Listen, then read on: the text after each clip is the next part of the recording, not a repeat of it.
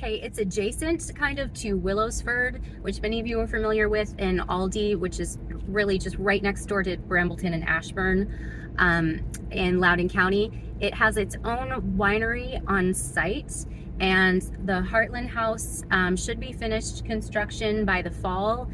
There's a pool, tennis courts, basketball, and it's within really short driving distance, just 5 minutes or so, to the high school, elementary school, and middle school.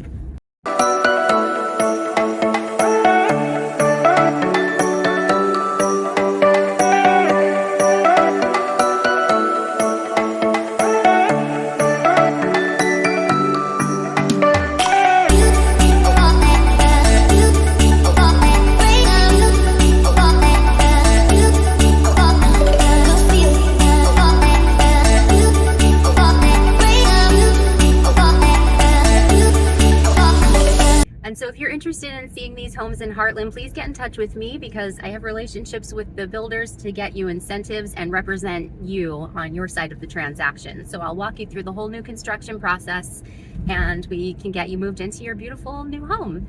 If Hartland isn't exactly what you're looking for, there is still new construction right across Evergreen Mills still going on in Brambleton. So reach out, 202-827-5069, and I'd love to help you.